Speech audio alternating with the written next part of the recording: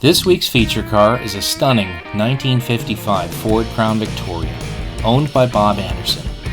I know you'll enjoy this video. This car is absolutely fabulous, and its background story is captivating as well. Not to be outdone, the unrivaled historical aspect of this model year at Ford Motor Company is also truly intriguing. I'll let Bob explain why this car is so special to him. My 55 Crown Victoria is a restored car. It was purchased from the Volo Auto Museum in Volo, Illinois. Why do I have a 55 Ford? It was my first car in 1962, and it wasn't a Crown Victoria, but I didn't pay a lot of money for it, and there's quite a story of me having that car as a teenager, dating, and then life went on after my 55 Ford.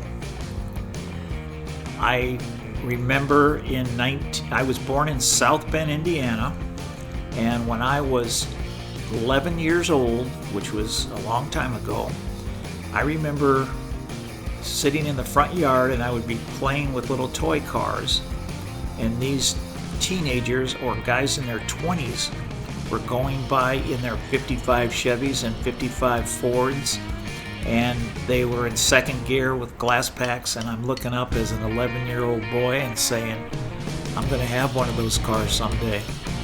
And now I do have one of those cars someday. I bought this car about 4 years ago when in Phoenix. It's really hot during the summer, so I go back and visit a friend of mine in Elgin, Illinois, who was a car buddy, and we would go up to Volo Auto Museum just to see all the cars. And when I saw this car and noticed it was great shape, the most important thing to me was it was a 3-speed stick with overdrive. That was a must for me.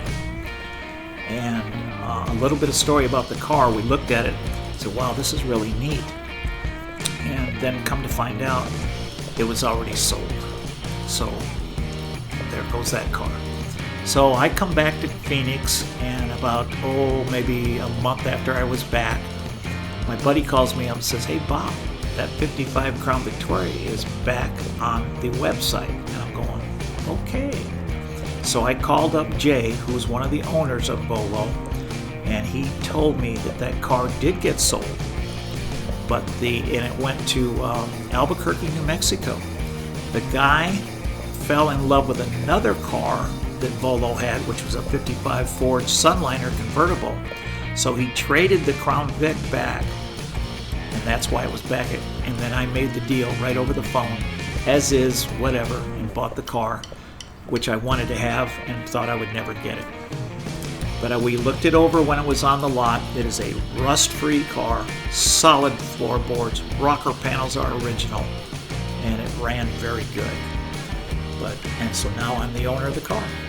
I really haven't done much except detailing. When I bought it, it had American mags on it, which was not, I'm more into original. So I've got the original rims, and I got the wire wheels and the white wall tires from Cooker, I think it is, Cooker. And that's all I've really done to it, other than detailing it. Oh, I'm sorry, I put the new carpet in it. It had black carpet in it when I got it. I didn't like that at all. So I put carpet in it. Other than that, I've done nothing to the car. Runs and drives. The overdrive works really good, and I enjoy driving it. My future plans are the car to drive it until I collapse. My wife knows I'm going down with that car, and then the rest is whoever wants it. I love the 3-speed with the overdrive. And again, the interior, I love just looking at that dashboard when I'm driving it. Just love it completely. And I love the chrome on the inside too. Only the Crown Victoria did that overhead chrome and all that stuff. It's so 1950s, it's just perfect for me. Because I'm a 50s guy. Just enjoy the car. I'm gonna keep it up and have fun driving it to car shows, cruises, and whatever happens. My license plates on the 55 Crown Victoria are really unique. In 1954, for the state of Arizona, they had the embossed 1954 on the license plate Then when 55 came along, they just put a tag on there. I'm not really into that. I like to have the original license plates for the year of the car. So I found these plates at a swap meet, and they were only issued in the state of Arizona to ham operators. And when you see the license plate, it's embossed 1955, and that's the only 55 license plate for the state of Arizona that is like that. And they were only issued, like I said, to ham operators. So when people see my license plate, I'm not a ham operator. I just want that 55 license plate. Paid a lot of money for those two plates, and the guy that I got them from, the license plate guy, said he's never seen a matched pair before. And we did trace them back to a lady in Mesa, Arizona. Don't know if she's still around or not, but that's who she was, a ham operator. And now I own the license plates, and they are going to go with the car and stay with the car. Prior to 1955, Ford knew that Chevrolet would also debut a totally new model car for the year, and they wanted to make sure that they lost as few sales to the General as possible. A straight six was offered as standard, but very few sold, since now a totally new and modern V8 was finally available.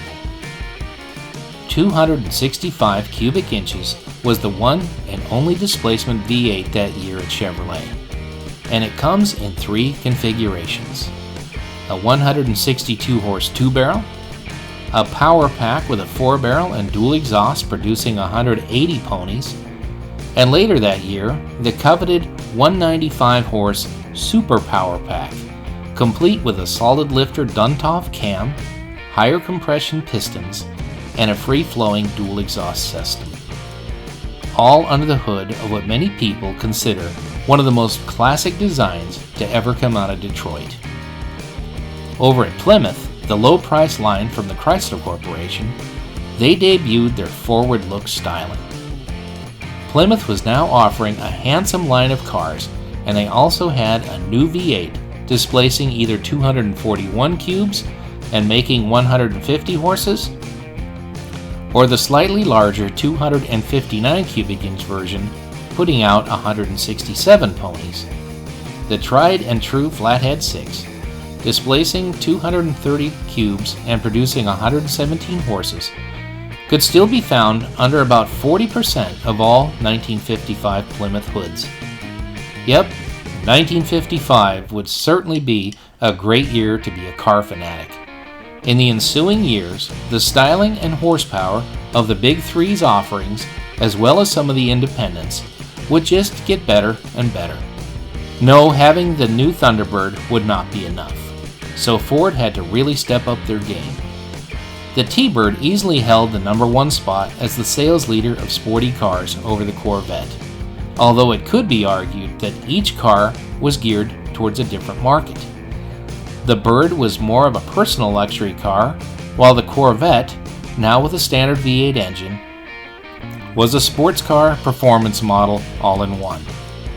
Another advantage that GM had over Ford was that by 1955, all of the company's cars and trucks were now equipped with 12-volt electrical systems, while Ford still utilized the less efficient 6-volt system before engineering their own 12-volt electrics for every one of their products for the following year.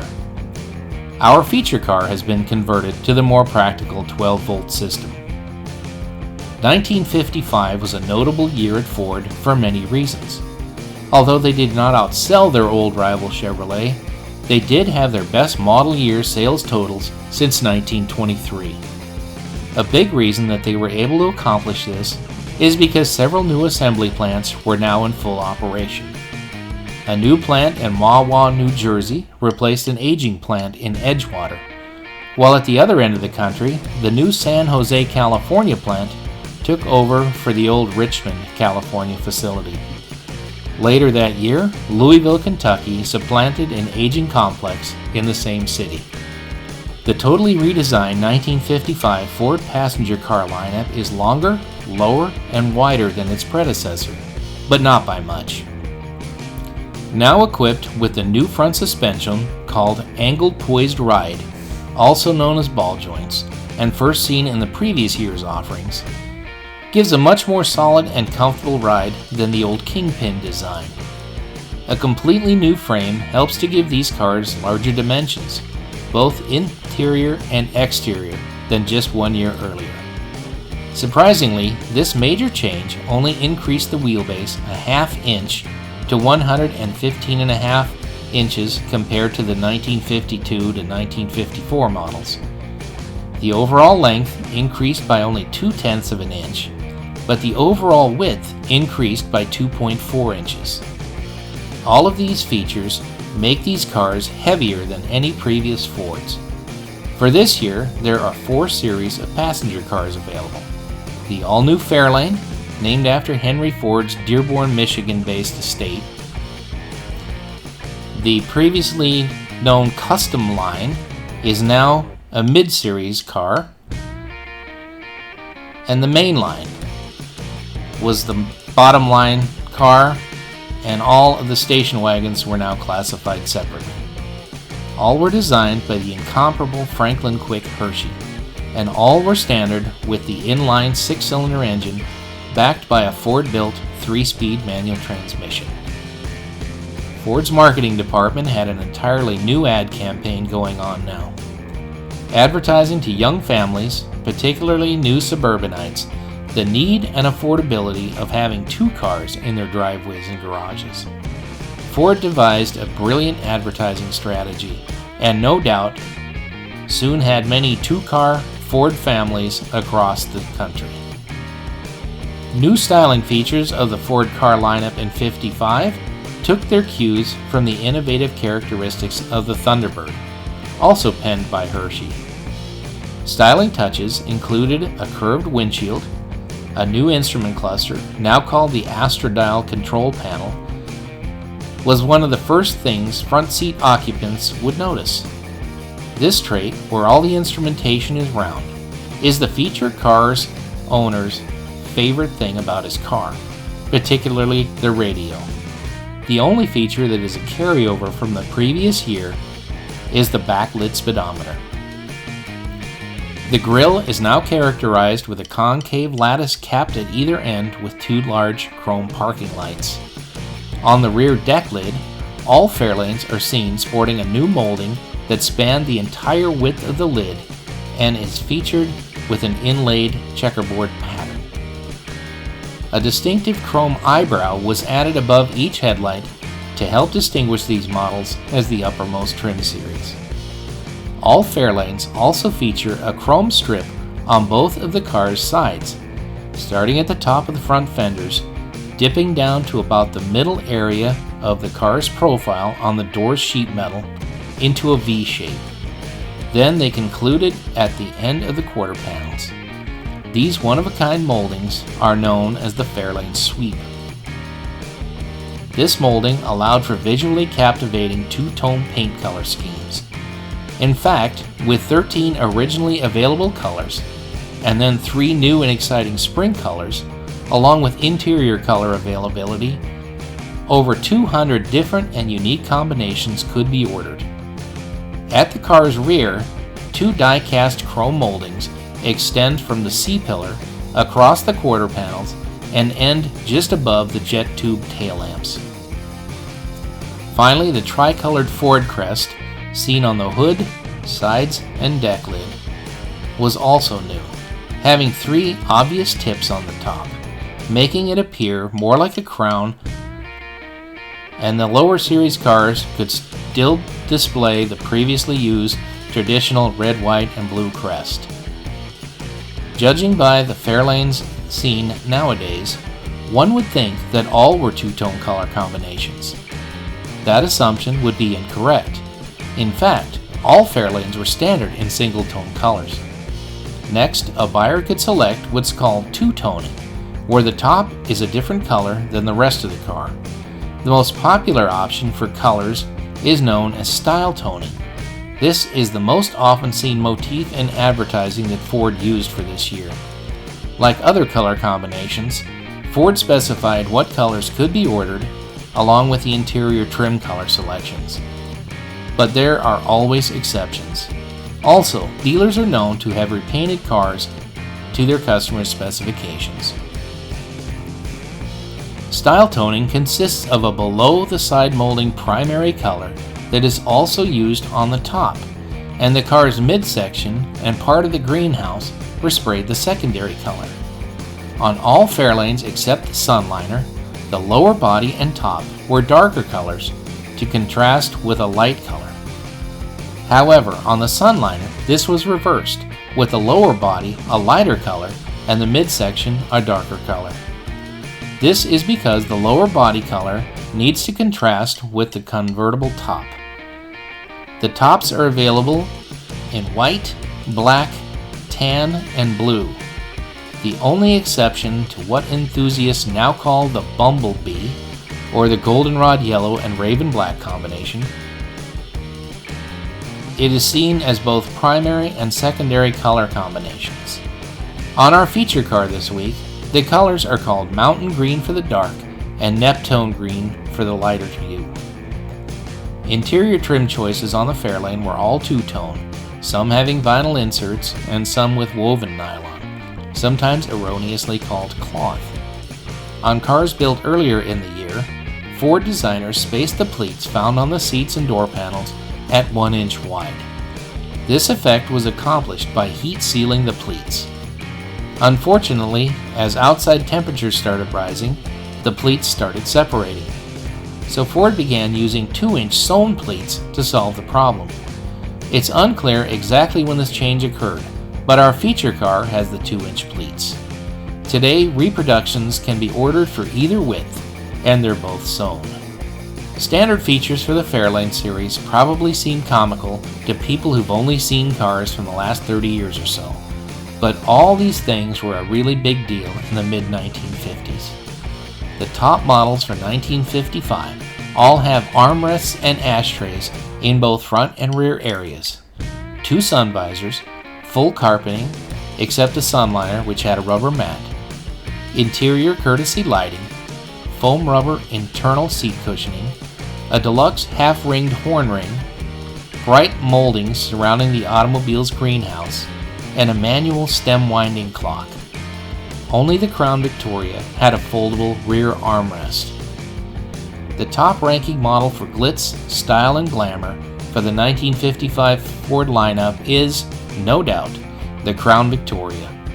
In my opinion, it even surpasses the elegant Sunliner convertible. This new offering distinguishes itself from the Victoria by having a unique greenhouse area, along with attractive exterior and interior color choices, and a plethora of options, both factory and dealer installed.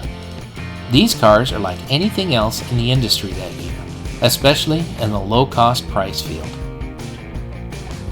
A 1954 Chicago Auto Show custom car that Ford created exclusively for this event was officially known as the Mercury XM800, and it inspired the crowned roof. Starting with a steeply forward-angled B-pillar, a bright metal band looking a bit like the pattern of a basket handle crowned the roof from sill to sill. This feature was also seen on the interior's headliner as well. All of this was merely ornamental and added a stunning styling element. Ford body engineers decided to use the top of the new Mercury Montclair two-door hardtop because of its distinctive curvature. They only had to add the B-pillars underneath the crown top. The Crown Vics are all perched on the convertible's heavier X-frame to ensure that the modified bodywork was going to hold up to the rigors of everyday use. It proved to be a non-issue, so about mid-year, Ford did not continue this practice. The Crown Victorias also utilized the same doors as the two-door hardtop Victoria models. For 1955, these cars were available either as a solid metal roof, also known as Body Code 64A, or with a plexiglass insert at the front of the roof, called Body Code 64B. With this exclusive feature, they were now dubbed as a transparent top, transparent roof, or skylighted top model. Regardless of the marketing terminology used, Ford promises this feature, quote, lets in sky and stars, unquote. The glass is a blue-green in color, but quickly fades and cracks when exposed to the weather. Although the previous year's glass-top car was called the Custom Line Skyliner, and the 56 edition was officially called Fairlane Skyliner, there is never a consistent name seen in any of the sales and dealer literature for the 1955 edition, nor do these models have any exterior or interior ornamentation. There was no uniformity for this model the first 3 years of this unique option. However, in 1957 through 1959, the retractable hardtop models were known by this moniker. For the 1955 model year, only 1,999 of these were sold, compared to 33,165 of its steel-roofed counterparts. These limited production models have a removable liner which can be affixed to the car's interior to keep out the heat. It was really never very effective in this capacity, but it adds yet another element to the uniqueness of the 64B models. It's interesting to note that Mercury also had a glass-top model in 1954 and 55, and it's called Sun Valley. Their glass tops differed from the Fairlanes, but like the Fords, they were never very popular with new car buyers. Another interesting tidbit is that in 1956, Ford only delivered 603 Skyliner models, compared with 9,209 Crown Vics for that entire year. It seemed the popularity of the Crown Victoria was waning quickly with new car buyers in an area of ever-increasing ostentatiousness. Still, of all four notably differing series, the top-end station wagon model, known as the Country Squire, was Ford's costliest offering with a base price of $2,492. This would be the first year that Ford classified its station wagon models as their own lineup, whereas before, the wagons were intermingled with similarly optioned and trimmed passenger cars. Surprisingly, these cars all weigh within a few pounds of each other. The Crown Vic tips the scales at 3,388 pounds, the Sunliner weighs only 6 pounds less, and the Victoria hardtop comes in at a svelte 3,318 pounds. With the need for more and more horsepower, Ford has a strategic marketing move to say that their smallest V8 was larger than Chevrolet's new 265 cubic inch engine debuting the same year. Now every Ford engine is said to have trigger torque power. All power plants have solid valve lifters, and all carburetors are manufactured by Holley. All have manual chokes except the 272 Power Pack. It uses an electric choke. Additionally, in the Fairlane and station wagon series, if the car is equipped with any V8 engine, it has true dual exhaust. The six-cylinder engine for Ford in 1955 was the 223 cubic inch Mileage Maker 6, rated at 120 horsepower. The VIN code is letter A. In 1954, Ford introduced a new Y-block engine displacing 239 cubic inches. Enlarging this basic design to a minimum of 272 cubes is what they did for 1955. A 272 V8 that's topped by a 2-barrel carburetor puts out 162 ponies and is identified by a VIN code of letter U. This is the power plant of our feature car this week. If the factory equipped a 272 engine with a 4-barrel carburetor, it's dubbed a power pack and puts out 182 horses. Its VIN identifier is the letter M. Dual pipes could be optioned on any of these engines except the power pack. Finally, the big dog for 1955 is also the new 292 V8 topped with a single quad Holley putting out 193 horsepower with a VIN code of letter P. It was dubbed the Thunderbird Special. This engine was only available in a Ford car when it was equipped with a police car package, or in a Thunderbird or Mercury. The most obvious improvement to all of Ford's engine lineup is the use of new 18mm spark plugs supplied by Champion. Manual and automatic transmissions were both Ford designed and built. The standard transmission seen in the entire Ford line, including Fairlane, has 3 speeds and is column mounted. Ford calls it conventional drive. A buyer can opt for an overdrive feature with this trans, which utilizes a Borg-Warner overdrive unit. Finally, a buyer can upgrade to the newly designed Speed Trigger Ford-O-Matic drive, which has the gear selector column mounted. Did you know that this is the first year, make, and model that started using the now decades-old industry standard of arranging the gears in the now universal park, reverse, neutral, drive, and low sequence? On the 55 Fords, this pattern is prominently displayed above the column with a movable pointer, and the entire assembly is illuminated for easy night vision.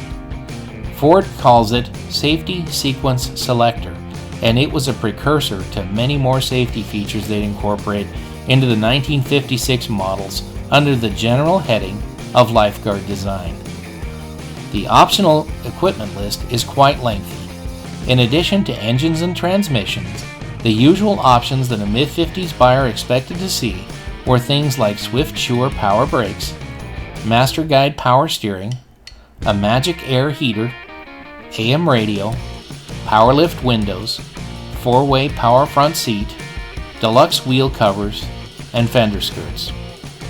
Also, iRest tinted glass, white wall tires, exterior mirrors, and for the very first time, factory installed seat belts and air conditioning called Select Air. A vast array of dealer installed options could make any 55 Ford as individual as its owner. The aforementioned tires, regardless of brand name or style, are now all tubeless and mounted on 15-inch wheels that are being moderated by larger drum brakes. Each of the different Ford passenger car models now have 5 rear leaves if the car was not a wagon. If it was a long roof, the rear springs were increased to 7 leaves in anticipation of hauling more cargo. The 1955 Ford cars still look good by today's standards. They offer style and comfort, have tremendous reproduction part support, can be easily modified with upgraded drivetrains, suspensions, brakes, and other niceties, and they have a large network of enthusiasts, many of them in the Crown Victoria Association. I'd highly recommend joining this club if you own, are restoring, have a finished car, or you just like to take your car on regional and national events. Hey, even if you don't have one of these cars, the only qualification is that you love these cars. Any and all are welcome to join. Even though it's doubtful that any of the employees that worked at Ford in any capacity producing these timeless classic 1955 models, I think they'd be pleased to know that many enthusiastic vintage car people, even today, still hold them in high regard.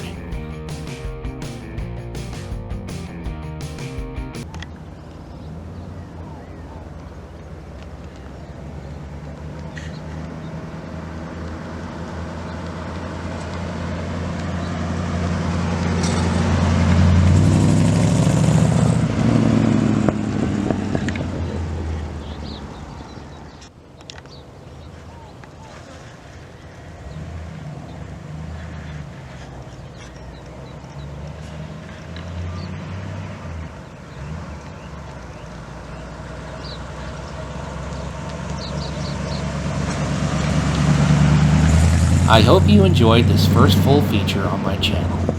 Thanks to my wife Dana for taking the photos and shooting the video and for editing everything into this finished product. I'd also like to extend my gratitude to Mike Beckwith, a technical advisor for the Crown Victoria Association, for helping me get all of the information presented here right. Finally, many thanks to Bob for taking the time to show off his beautiful 1955 Ford Crown Victoria, and to all of my new friends on YouTube. Bob also has a really cool 1973 Ford Maverick Survivor car that I'll be bringing to you in the next few weeks. If you like this video, be sure to give it the thumbs up and hit that subscribe button so you never miss one of my weekly videos. I'd also welcome your comments. If you have a vehicle with a fascinating story that you'd like me to showcase, you can email me at ifthiscarcouldtalk@gmail.com. Maybe you'll see it here and share your story with the world. Until next time,